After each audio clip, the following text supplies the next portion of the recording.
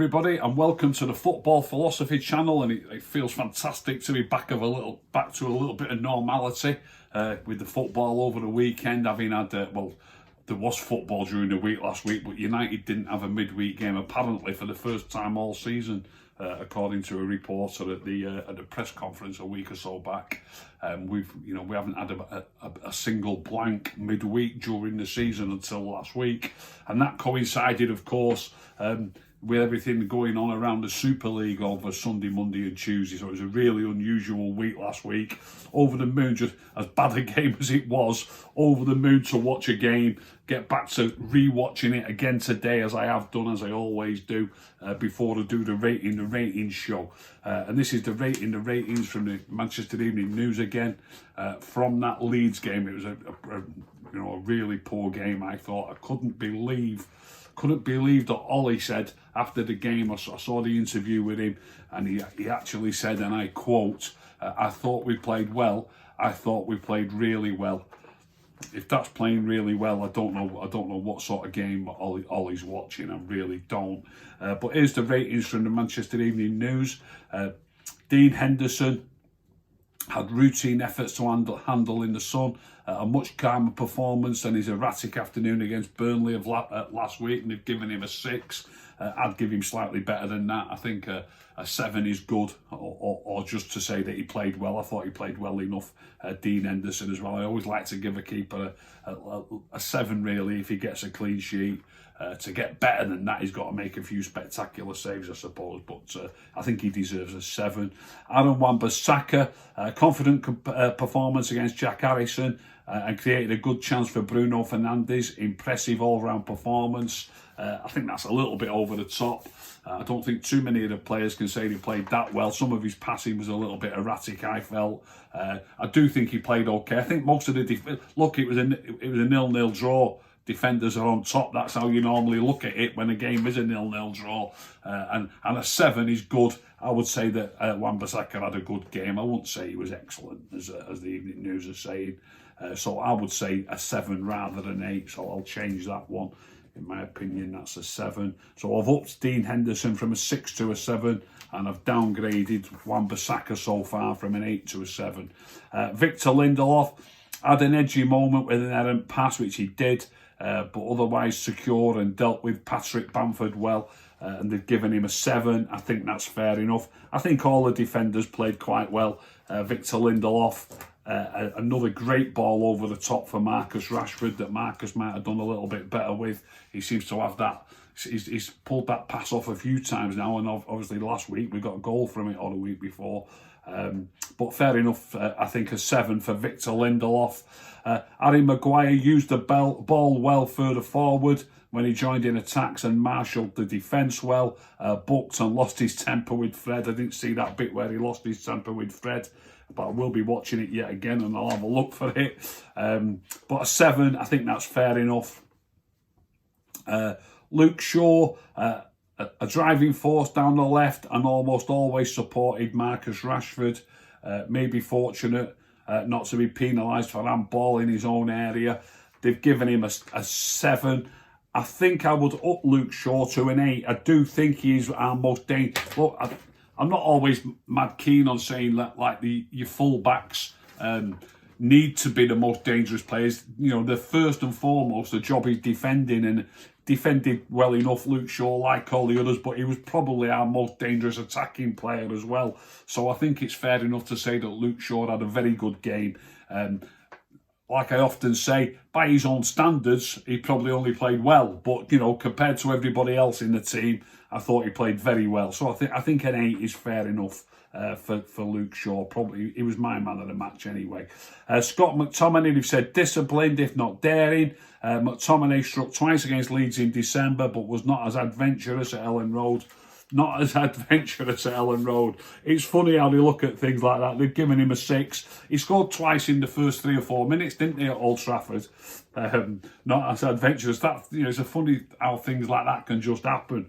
I don't think he was necessarily being adventurous. A situation sometimes arises in a game where it's obvious that you've got to make that run. I'm sure if the exact same scenario would have occurred in this game, and no two situations are exactly the same in football, but if very similar situations would have arisen, he still would have made the same run. It's just that situation didn't arise in this game. It's a bit of a silly comment, if I'm honest, because things just happen in games, and the things that happen in games cause your response in games. Like one of his goals, he ran past Anthony Martial because it looked like Martial was in a good position to pass it to him, and that just didn't happen in this game. If it would have happened, obviously Martial wasn't there, he still would have made the same runs. But they've given him a 6, and a 6 is a decent game. I think the midfield, basically, I think the defence played well. I think it's pretty accurate what I'm going to say here. I think the defence played quite well, and I think the midfield just played okay. But then through the forwards, I thought we were poor or ordinary. So I think a 6 to say just a decent to above average game for Scott McTominay is fair enough. I'll agree with the 6. They've given Fred a 6. Pressed eagerly in Solskjaer's trusted triangle, but had little influence until he played Mason Greenwood in with a perceptive pass, and they've given him a 6. Again, I'll agree with that. I thought Fred was okay, so a 6. Mason Greenwood, when I was speaking to Flex after the game on my fan cam, anybody who watched the fan cam, I said that when pushed by Flex, I said that they were all as bad as each other. Deep down, I was really thinking that I'm not too sure about that. I was thinking along the lines of Dan James being slightly better, believe it or not, and I've got to come to these players yet. But Mason, having watched it again today, Mason did play. He held the ball up quite well at times, Mason, and passed it quite well. Few sloppy mistakes, of course, as there was with all the players in the front four. But Mason was a little bit better than I actually thought he was when watching it live. As I say, you always see so many things differently when you watch it when you watch it a second time. They've started through the middle a week after his manager said he was not ready for the centre forward role. I didn't know that. That's interesting. Started through the middle a week after his manager said he was not ready for the centre forward role. And Cavani was on the bench, by the way. Surely Cavani can't be fit to start. And I hope they've not got to rest him when the next game's 4 days away. Look, I know he's not a young spring chicken anymore, but this is top flight football. If you, no matter how old or how young you are, you've got to be fit to play every 4 days. You have. It's not like it's playing 2 days later or even 3 days later. We're playing on a Sunday afternoon, then we're playing on a Thursday night. You shouldn't have to rest a player for that. Unless, look, Ole could turn around and say, look, I'm deeming it that important. I don't want him to get injured. I mean, there is that possibility. If that was the reason, I would hold my hands up and say, okay, fair enough. But I'm not sure he would say that. I think it's a case of saving him and making sure that he's fresh enough. But I don't agree with that argument. If you're fit enough to be on the bench, I think you should be fit enough to play, really. But but Cavani was on the bench. They've started Mason at centre forward. He played a little bit better than I thought, but still only, I would say, a 6, just a decent game. They've given him a 5. I'm going to go with a 6 for Mason. Bruno Fernandez, the removal of Pogba, United's best attacker this calendar year, they've said, that's interesting, was undermined by the inclusion of Fernandez, subdued again and shanked a shot. It was a decent chance. They've given him a 5, which is average. I would say that's fair enough, a 5 for Bruno Fernandez. I think that's definitely fair enough, a 5, just an average game. I thought Mason was a little bit better than Bruno overall. And then Dan James, I'm sure a lot of people are waiting for this one, did not vindicate his recall, was treated roughly by Leeds players. He won quite a lot of free kicks, 2 in dangerous positions as well. And but his decision making on the ball was poor when United looked threatening. I'm going to mention a few things about Marcus when I come to Marcus in a minute. But having watched the game again, there's a couple of obvious things where you're going to go, oh, Dan James should have done better. There was the one where he took a touch in the box when maybe he should have shot first time. Obviously, you know in hindsight that he should have shot first time. That goes without saying because he got robbed of the ball when he took a touch. But he doesn't understand, he doesn't realise that there's a man so close behind him. It's a man coming from behind who actually gets a touch on the ball and nudges it away from him, and he's flying into the box as Marcus rolls it across his path.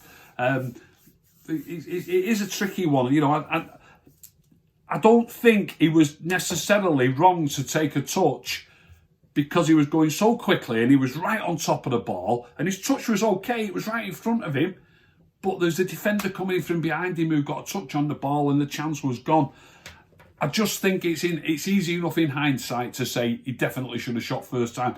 Obviously he should have shot first time because he didn't get a shot in and the man robbed him. I just think it's a little bit harsh to say that he was wrong to make that decision to take a touch as it was happening.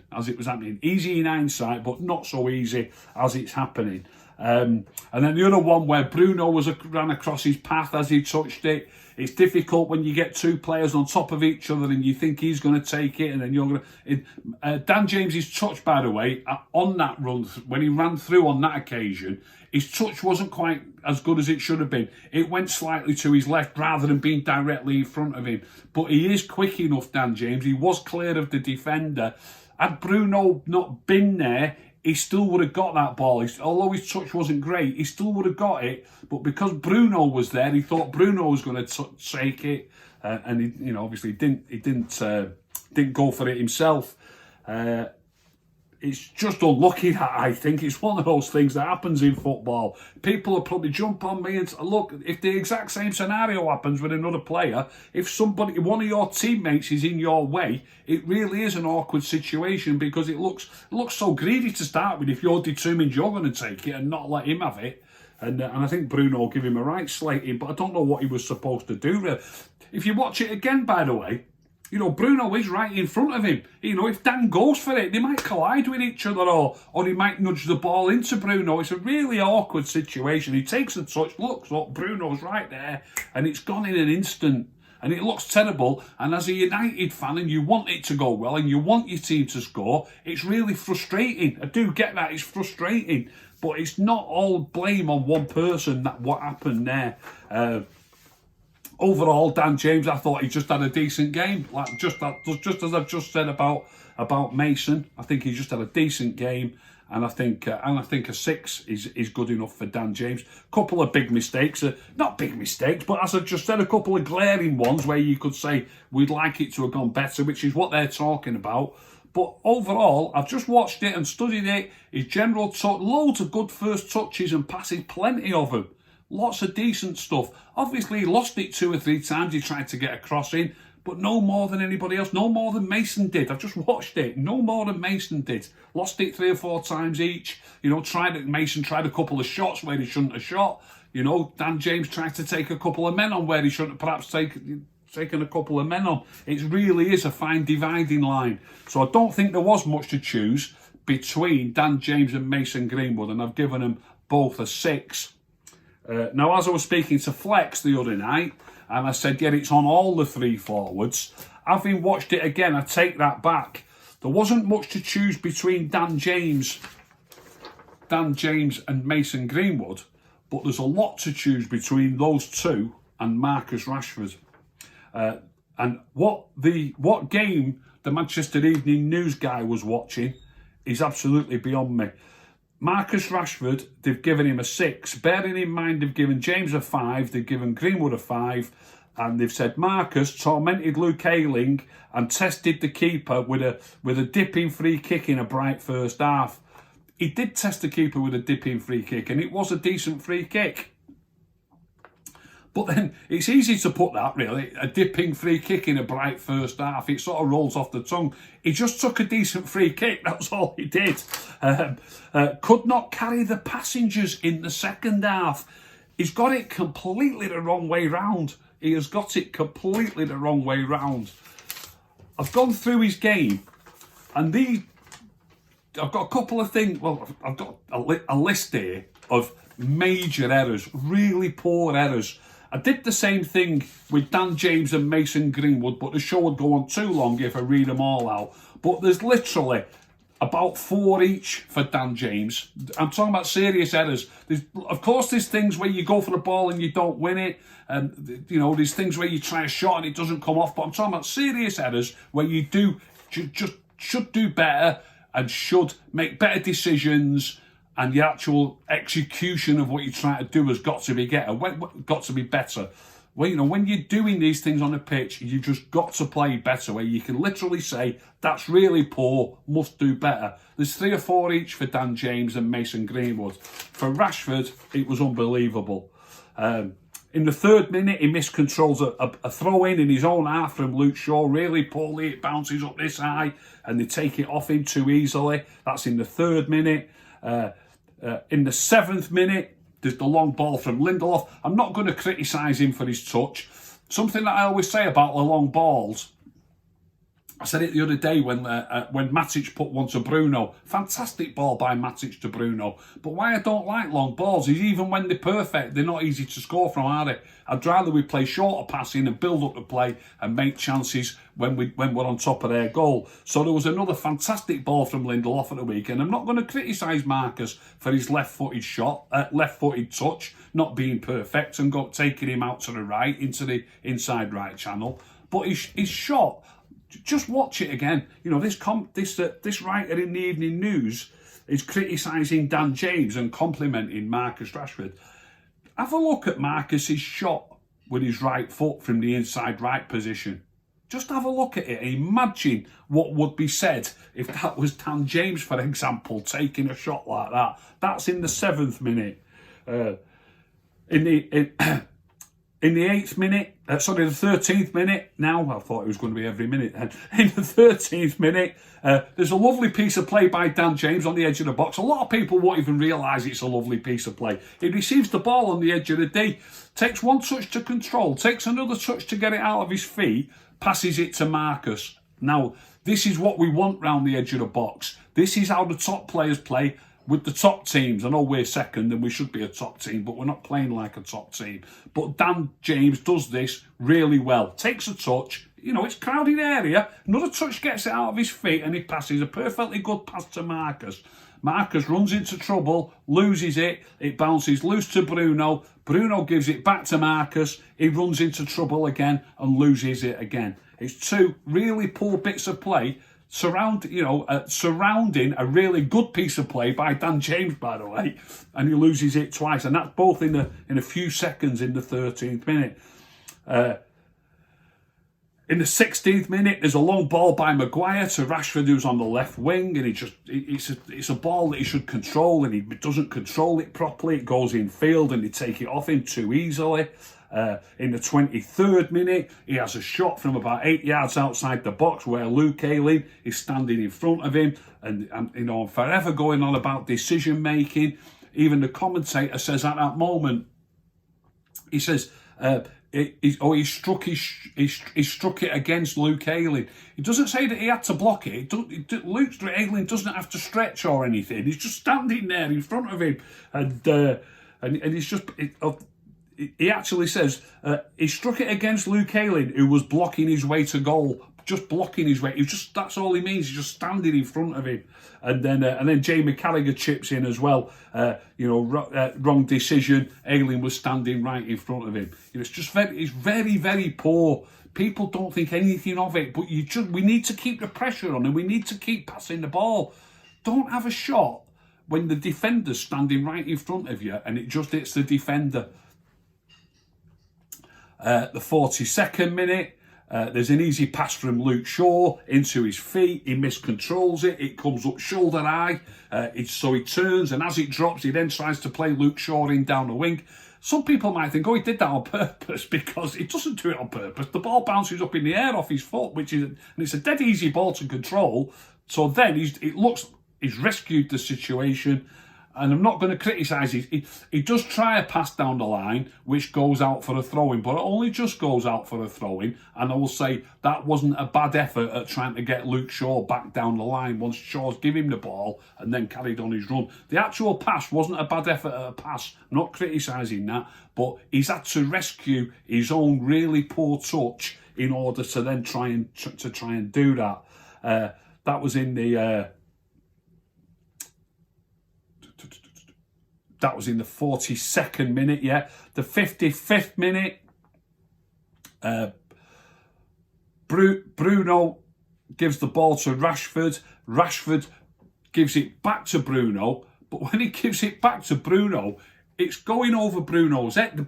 Bruno passes it to Rashford on the floor. It's really simple, gentle pass into his feet, and he passes it back to Bruno, and Bruno's got to jump to head it. It's astonishing. So Bruno jumps to head it, and it goes to one of their players, and they, try and get a break. We win it. Look, it was such a scrappy game. They try and go on a breakaway, but then we win it back quickly again. So there's no harm done. There's no harm done. In other words, they don't break away and get a goal out of it. But if we just pass it better and keep it better, maybe we develop a move and maybe we can score a goal. So maybe there was harm done. We'll never know. How do we know there's no harm done? If you just pass it better, maybe we score from that move.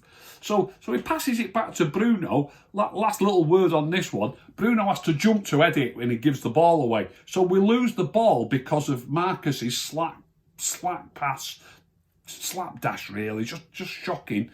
But because it's gone to Bruno, who's headed the ball, it probably goes down as a completed pass. I've said on this show plenty of times, don't take any notice of pass completion rates. That will go down as a completed pass, and it's Marcus's poor pass that causes Bruno to head the ball to them.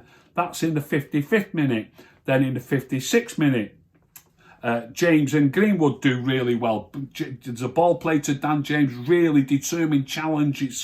The ball skipping to him, and the defender's right up him, and he jumps up. He has to jump into the challenge and manages to nudge the ball down, and then passes it to Mason, and Mason turns and beats a man, or as he turns, he goes past the man, and then he gives it to Marcus. Two great pieces of play by Dan James and Mason Greenwood, and then Marcus shoots against Luke Ayling again, who's standing right in front of him.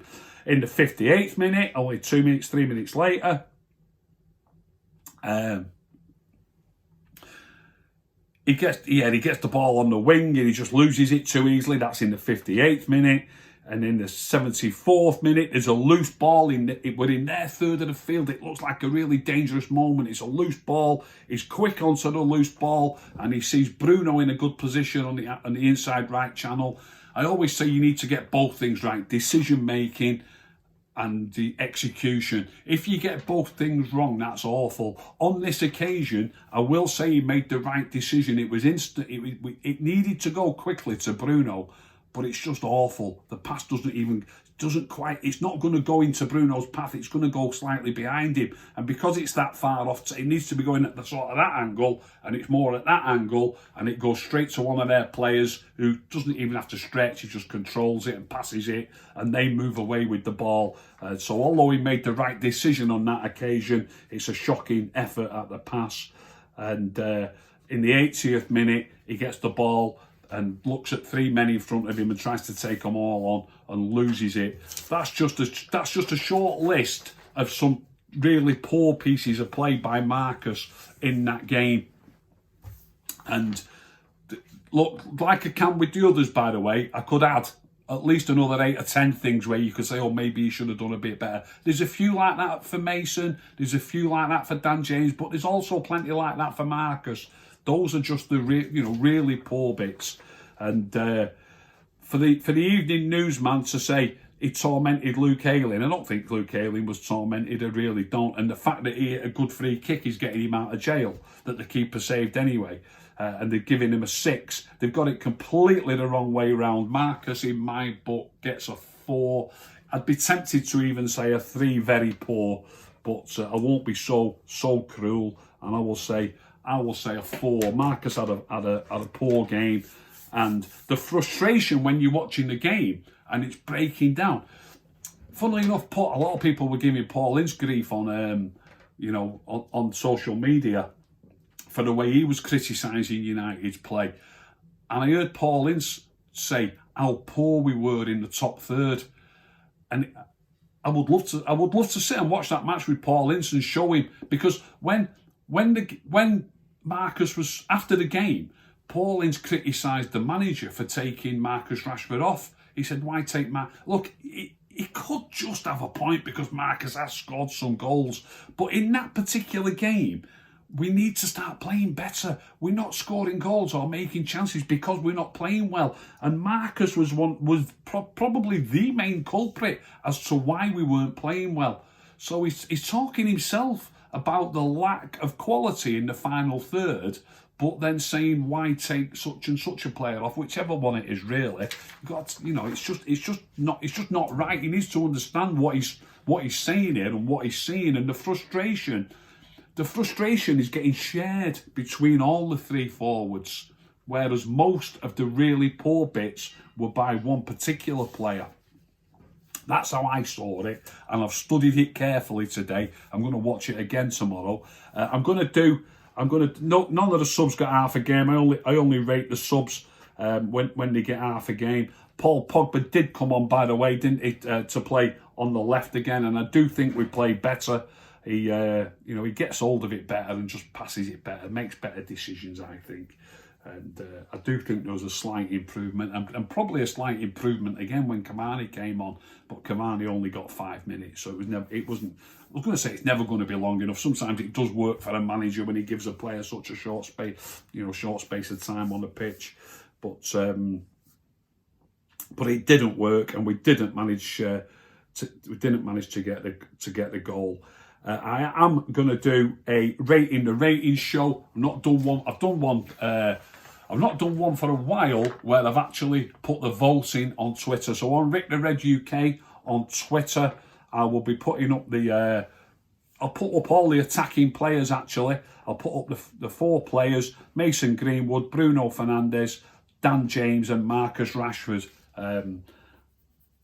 Those 4 players will be going up on Twitter to be voted on for the ratings, and then tomorrow I'll do to be a player in focus, I should say, a player in focus, and I'll do a player in focus tomorrow with some of the action clips going on Twitter to show how poor somebody was. A lot of people don't get the grasp of that, and they say why are you showing all the good bits or why are you showing all the bad bits?